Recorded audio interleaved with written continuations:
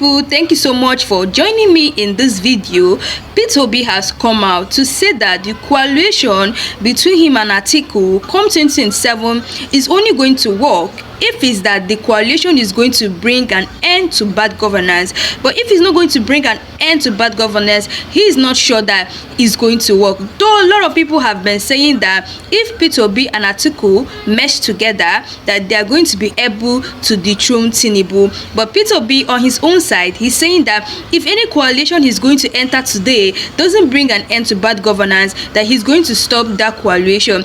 Likewise, what is going to happen in June 12th, protest is going to loom that is going to mark second year of Tinubu in office. Many Nigerians have been saying that this is the second year of him in office, but still nothing is changing in the country. Everywhere is getting hard and hard. Look at the economic growth is just falling, or there is hunger in the land as well as insecurity. Anyway guys, I want you guys to just take a listen to this interview and hear what those people have to say, and I'll be right back. It's a beautiful Tuesday morning and welcome you to another interesting edition of VOP this morning on Voice of the People Television. Today is also the 20th day in the month of May 2025. I am Fina Okechukwu, and on the show this morning we have quite interesting lineup for you, and one of it is that there's a response from Peter Obi saying that the alleged alliance with Atiku forming a coalition against bad governance in 2027 is not really what he has on his mind. That the only thing he's thinking about, as this case may be, is that he wants to get his own coalition to make sure that he stopped poverty in Nigeria, hunger in Nigeria, and insecurity. And any coalition that will not lead to such, that people should count him out. And that is one of the topic of conversation today. Also on our radar today, El-Rufai carpets Nigerian judiciary, says that many judges, lawyers in Nigeria are corrupt. He's not the only person saying that. Even the former vice president of Nigeria, Professor Yemi Osibanjo, also made mention of that too, when he also professed solution that the use of artificial intelligence to help Nigeria and the judicial system to move a bit above corruption and corrupt practices. All right, good morning and thanks for joining us. I am Chukwuma Okoro. Away from that, Nigerians asked to join nationwide protest on June 12th to mark Tinubu's 2 years of hunger and insecurity. And yes, of course, those are the major conversations, but there are other conversations we'll also be chiming in on in the course of the program. I am Moses Humphrey. Now, quickly, let's run to a few of those conversations. Now, during President Bola Tinubu's visit to the Vatican for the inauguration of Pope Leo XIV, a brief moment drew attention when his son, Tinubu, was calmly prevented by a plainclothed Vatican security officer as he allegedly attempted to approach the president. Now, he was engaged with the Pope, well, the president who was engaged with the Pope. Sheyi, dressed in a matching black suit, had been part of the presidential entourage, but was redirected while trying to join his father. Well, the incident occurred amid key highlights of the trip, including Tinubu's encounter with Peter Obi. And Nigerians chimed in on it and talked about how he was overreaching himself in that one. I saw that video and I think I have a different view of what may have transpired. He may not have attempted to reach to approach the Pope, but obviously he was there. But the question was, as part of was he really part of the entourage, or he just went on a private visit, went with his father privately, not part of the entourage per se? Because being part of the entourage gives the impression that he's an official of the state, appointed or elected. But he's not. We all know he's not an official of the state. But as a private individual, he has the right to go visit, to travel anywhere he wants to go. And I don't think there's much to talk about in this particular story. But anyway, that's my take. Well, I think there's a lot to talk about this particular story because Nigerians are talking, The significance of what happened, it's quite telling, it's quite revealing. There were other heads of state or presidents of other countries that attended that ceremony. I have not seen any that went with his son or his daughter. But it's customary sometimes, you know, for presidents to travel with their children. Barack Obama used to travel with Sasha Amelia, you know. Even now, Trump goes around with X. That is, X is Elon Musk's child, you know. Even in the Oval Office, you know, he runs around all of those places. The propriety or otherwise of it, you know, is in contest, you know, between people who agree and disagree. But for this particular reason, on this particular occasion, Nigerians, you see, the thing about legitimacy, the thing about governance is that you also feel the pulse of the people that you govern. How do they react to certain actions? You know, certain of your actions and inactions. The president, Sheyi, was at the Federal Executive Council meeting. The president said, look, young man, you have no business being here. What are you doing? But he stopped attending. He didn't stop attending. Good. So, is it body language? He says something and does another thing differently. The other time he was at the Supreme Court during the swearing of Kekere Ekun. He stood behind Femi Bajabiamila and people were like, okay, maybe he just accompanied Uncle Femi to that place. All of these things, if you understand that, look, you are overreaching yourself. And Moses, by the way, he tried to walk behind his father, shake hands with the Pope, but he was mildly stopped. But he wasn't bound, he wasn't taken out of that environment. He was quietly asked to go the other way and probably enter into the chapel or wherever the occasion was holding, you know. So that was what happened. Well, to have a handshake with the Pope, it's a very interesting thing. Not many people in their lifetime get the opportunity to have a handshake with the Pope. And if he misses this occasion, I wonder when next he will have that opportunity. Probably when he becomes president of Nigeria. You know, he could have that opportunity, you know, to have a handshake with the president. My guest here is looking at me. I don't know why he's looking at me. He's a Nigerian. He's entitled to becoming president. We had Bush 1 to run. Yeah. We had Bush 1, we had Bush 2. We had Adams 1, we had Adams 2. In between, interspiced. You know, he's full-blown Nigerian like you and I. Now, that's it. What I'm trying, the message here is that, look, there is no position like the first son in Nigeria's constitution. So the earlier this young man respected himself, the better for himself and the image of himself and his family. And the president also needs to rein him in. I mean, like Nigerians are saying, what is all of this? If everything was moving on fine in this country, Nigerians wouldn't bother. I mean, if you want him to carry a handbag to wherever you go, that is their business. But things are not working. And who is paying for his costs, his travel costs to the Vatican? Was he part of the president's entourage? Nobody knows. Why all of this? That's the questions Nigerians are asking. Fina? When I saw that video, the first thing that came into my mind was, Nigerians' money also going again? Yes, because going to Rome, going to the Vatican, it's not just a day trip. It's something that will require you get there. You know, first of all, you have to get yourself lodged in a wonderful, in a cozy hotel or inn, and, you know, get yourself settled for the inauguration proper to happen. And when people say he went on a private visit, I beg to disagree. I'm sorry to say, with all due respect, but we know that he actually entered or got to the Vatican with the father and other members that were inaugurated to be part of that Pope Leo XIV inauguration.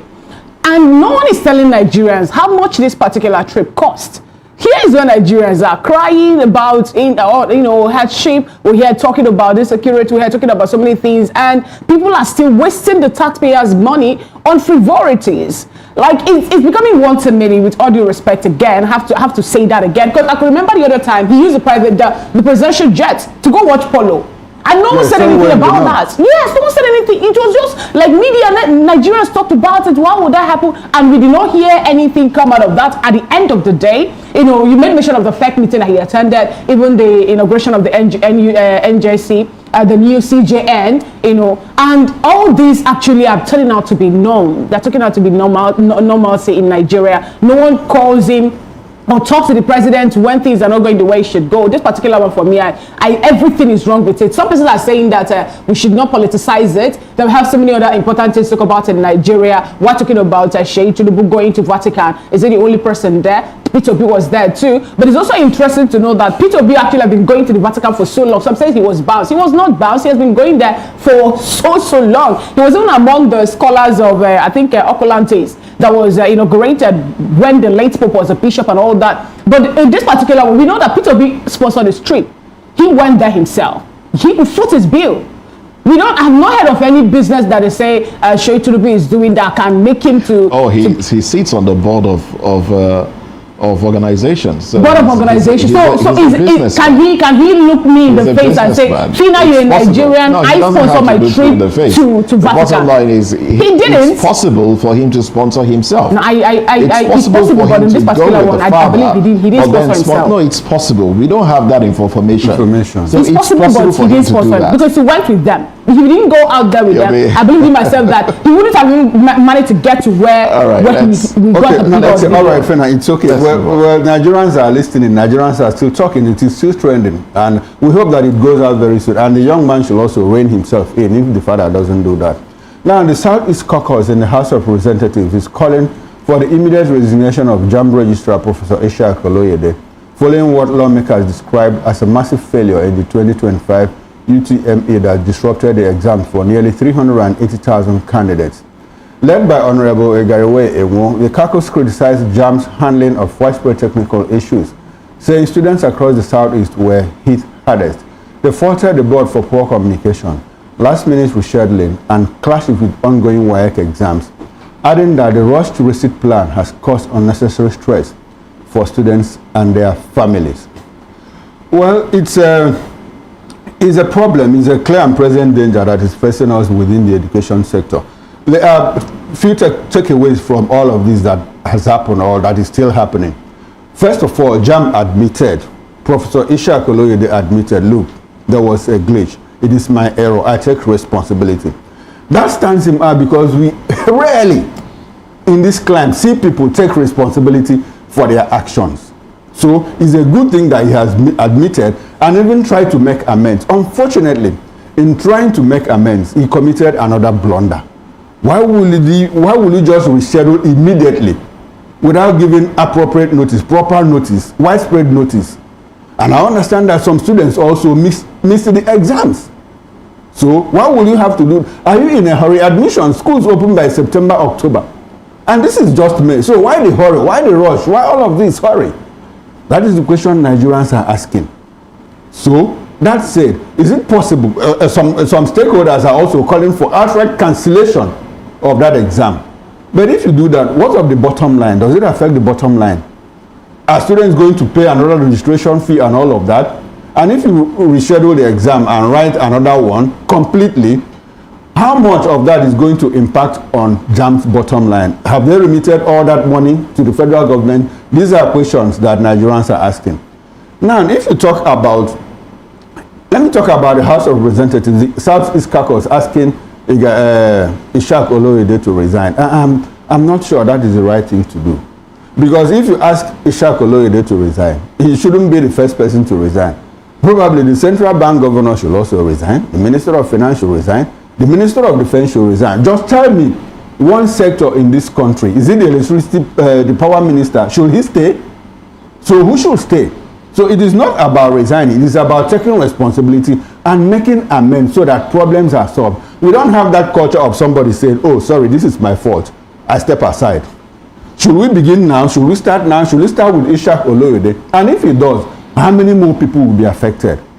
Now, in summary, my position on all of this is this. If it is possible, let JAMB go back, reschedule the exam. Let those that didn't have the opportunity to write again. If there's anything they can do to clear this mess, they had better do it. Because some people are already reading ethnic bias into it. They're asking why only the Southeast and Lagos? And they're also saying that the Southeast has a very massive population in the Southeast. Was it targeted at the Southeast? So if you don't correct the error now, it lays credence to the fact, that some people are saying that, look, it might actually be targeted at a certain ethnic group. So the only way to erase that impression is to do the right thing at the right time. And now is the right time. Like they say, there is no wrong time to do the right thing. Well, you've said a lot. I don't think there's really anything to add to what you've said. You've said quite a lot. Resigning, Professor Ishaq Oloyede resigning is not the answer. And truly, yes, the manner in which the receipt exams were fixed was, I think it wasn't thought through. I probably think it was, at the spur of the moment kind of thing. And yes, like we just learned, some more people missed that one. And then what happens? A little bird, sang in my ears this morning that there is a conversation around probably awarding marks to those that missed out on that examination. I don't know how true that is, but that in itself will not solve the problem. And like I said, Professor Ishaku resigning is not the answer. Some have alluded to the fact that this was done by some people. This was a sabotage by some individuals to discredit Professor Ishaku because of the perceived good work that he has done. He's a man that has stood out.